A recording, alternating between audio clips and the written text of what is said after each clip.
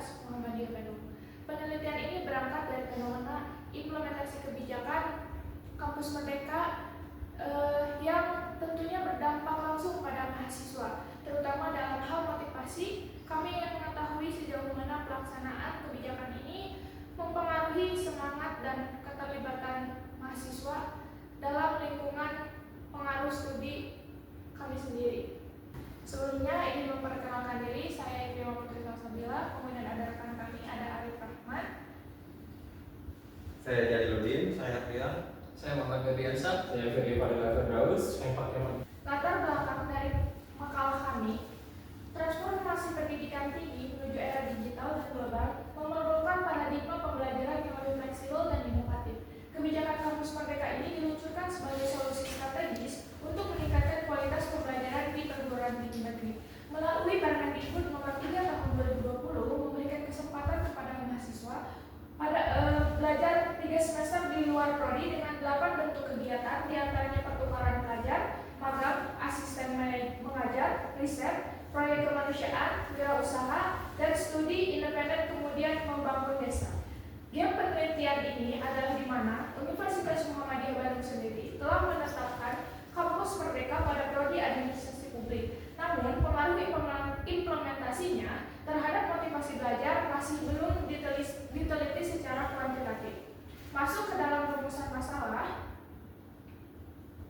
terdapat 3 rumusan masalah. Yang pertama ada bagaimana implementasi kebijakan Kampus Merdeka pada mahasiswa administrasi publik Universitas Muhammadiyah Bandung dilihat dari faktor komunikasi, sumber daya, disposisi pelaksana, dan struktur birokrasi. Kemudian yang kedua, bagaimana tingkat motivasi belajar mahasiswa administrasi publik Universitas Muhammadiyah Bandung berdasarkan komponen ARST atau Attention, Relevance, Confidence, dan Satisfaction. Kemudian yang ketiga, apakah implementasi kebijakan Kampus Merdeka berpengaruh secara signifikan terhadap motivasi mahasiswa administrasi publik Universitas Muhammadiyah Bandung.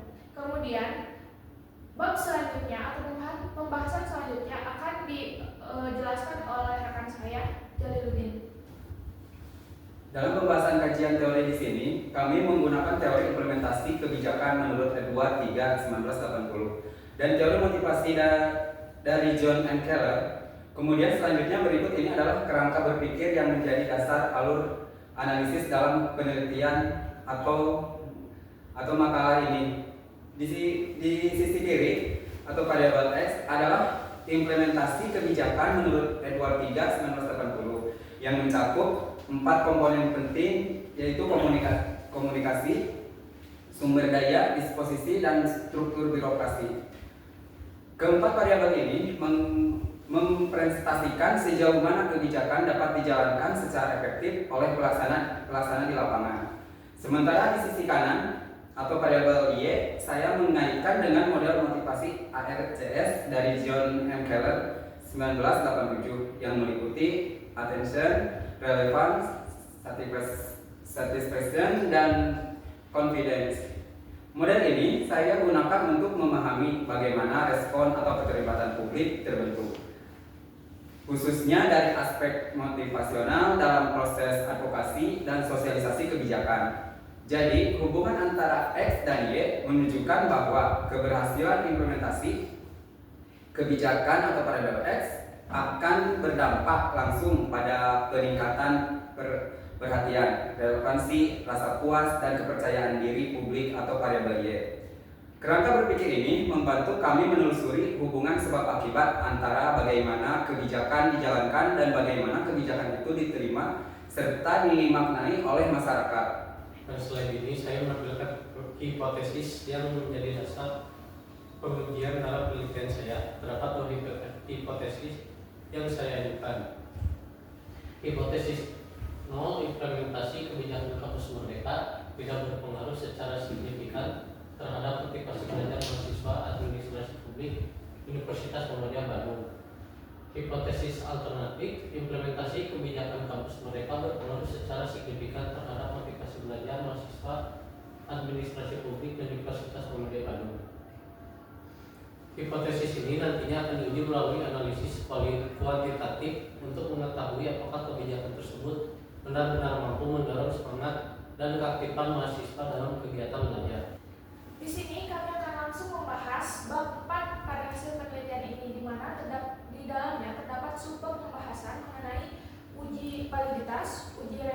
lintas, analisis regresi sederhana, uji parsial T, uji M hipotesis, dan terakhir adalah analisis deskriptif.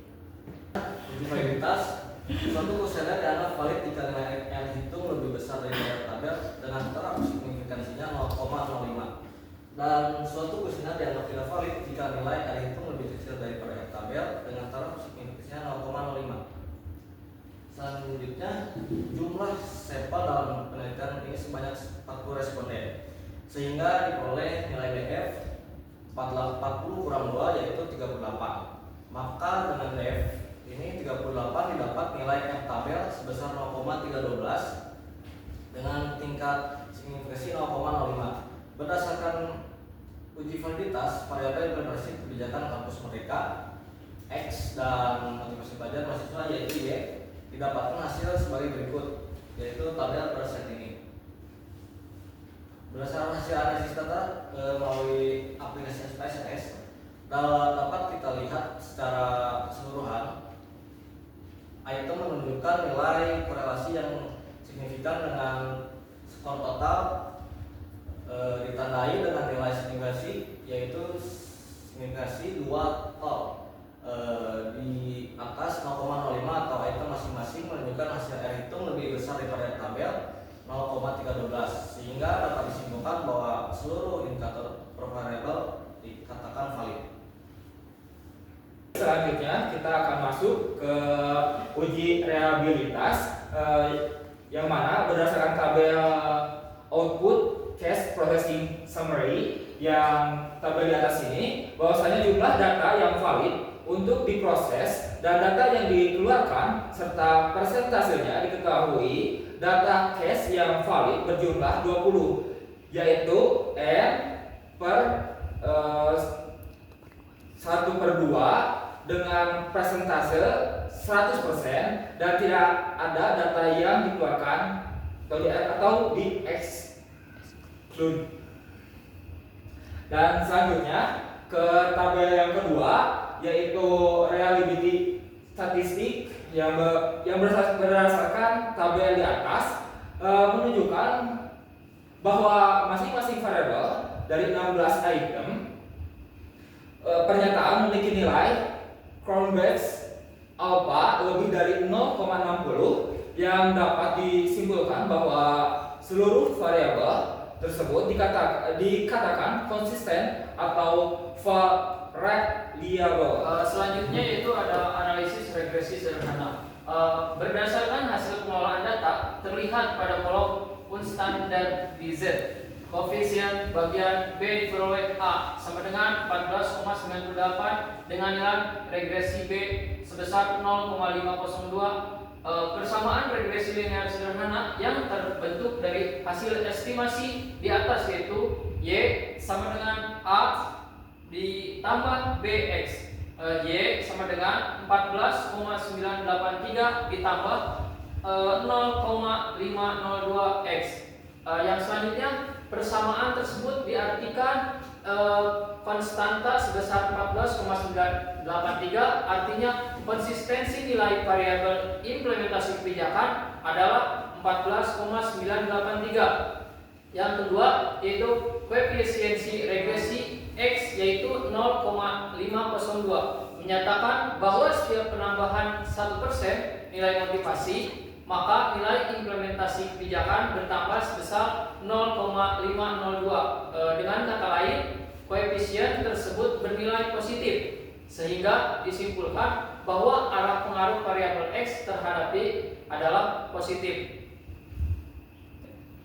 Pengambilan putusan dalam uji regresi sederhana. Berdasarkan nilai signifikansi dari tabel koefisien diperoleh nilai signifikan sebesar 0,000 lebih kecil dari 0,05 sehingga dapat disimpulkan bahwa variabel implementasi kebijakan X berpengaruh terhadap variabel motivasi yaitu Y. Berdasarkan nilai T diketahui T hitung sebesar 4,928 lebih besar dari T tabel 2,024 sehingga dapat disimpulkan bahwa variabel implementasi kebijakan X berpengaruh terhadap variabel motivasi Y. Selanjutnya pada tabel model summary, yaitu menjelaskan besarnya nilai korelasi atau hubungan R, yaitu sebesar 0,624. Dari output tersebut diperoleh koefisien determinasi R square sebesar 0,390, yang dapat diterjemahkan pengertiannya bahwa pengaruh variabel bebas implementasi kebijakan terhadap variabel terikat, yaitu motivasi, sebesar 39%.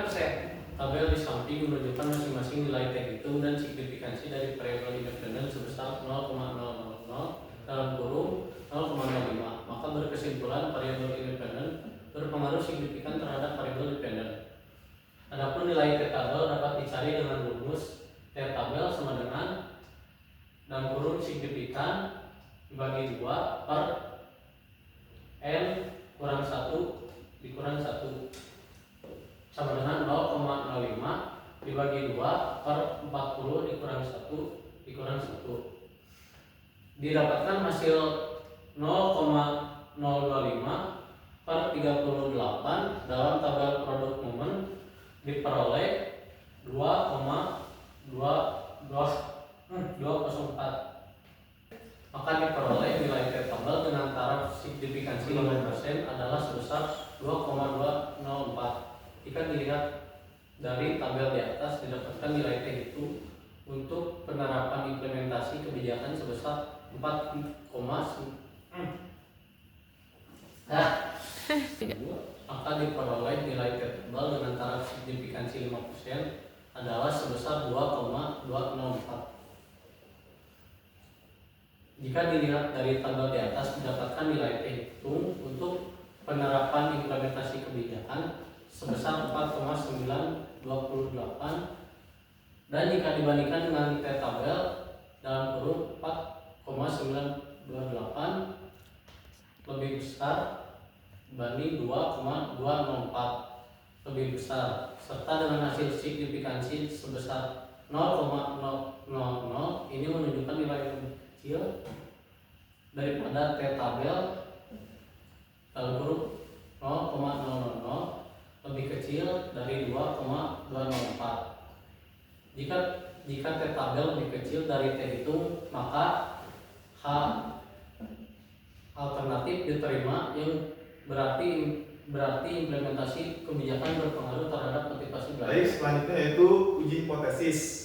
Dari tabel di atas, output penelitian yang dilakukan dapat diketahui bahwa F hitung yaitu sebesar 24,287 dengan tingkat signifikansi sebesar 0,00 lebih kecil daripada 0,05. Maka model regresi yang ada ditolak. Kesimpulannya adalah implementasi kebijakan berpengaruh terhadap motivasi belajar. Selanjutnya adalah analisis deskriptif. Data yang terdapat dalam penelitian ini diperuntukkan dalam menyoroti pembahasan tentang jawaban responden terhadap setiap indikator variabel yang diteliti. Jawaban responden ini kemudian diidentifikasi dengan gambaran data tangkapan responden yang telah dikelompokkan berdasarkan skor tangkapannya. Analisis deskriptif ini dilakukan kepada semua indikator variabel yang diteliti dengan ketentuan kriteria, yaitu mahasiswa administrasi publik dari angkatan 2020, 2021, 2022, 2023, dan 2024. Kemudian kriteria lainnya adalah mereka yang pernah ataupun tidak pernah mengikuti program yang ada dalam kebijakan kampus Merdeka. Dapat kita lihat di sini, berikut ini merupakan hasil penelitian yang melibatkan 40 orang yang pernah ataupun tidak pernah mengikuti program kampus Merdeka. Hasil ini didasarkan pada tangkapan kuesioner dengan 4 indikator yang terdiri dari 8 pertanyaan yang diberikan kepada responden. Terdapat di sini skor totalnya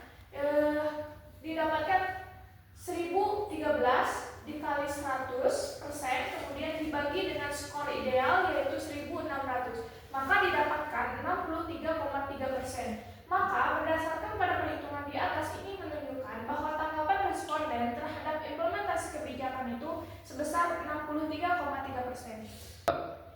Selanjutnya adalah analisis deskriptif dari variabel Y atau motivasi. didapatkan skor total 1167 dikali 100%, kemudian dibagi dengan skor ideal 1600, maka didapatkan 72,9%. Jadi, berdasarkan pada perhitungan di atas, ini menunjukkan bahwasannya tanggapan responden terhadap motivasi belajar sebesar 72,9%. Dari hasil keseluruhan penelitian dapat disimpulkan bahwasannya implementasi kebijakan Kampus Merdeka berpengaruh secara signifikan terhadap motivasi belajar mahasiswa administrasi publik Universitas Muhammadiyah Bandung, di mana hasil pengujian menunjukkan bahwa hipotesis 0 atau H0 ditolak, yang mengindikasikan bahwa hipotesis konstanta atau HA alternatif diterima. Uji hasil T menunjukkan bahwa implementasi kebijakan Kampus Merdeka atau variabel X berpengaruh signifikan terhadap variabel Y atau motivasi belajar mahasiswa dengan tingkat signifikansi 0,000 dengan nilai R score sebesar 0,390 yang menunjukkan 39% peningkatan motivasi belajar dapat dijelaskan oleh implementasi kebijakan Kampus Merdeka, sedangkan sisanya dipengaruhi oleh faktor lain di luar penelitian ini. Dengan demikian, dapat disimpulkan bahwasannya implementasi kebijakan Kampus Merdeka telah berkontribusi dalam meningkatkan motivasi belajar mahasiswa administrasi publik di Universitas Muhammadiyah Bandung. Sekian yang dapat kami sampaikan.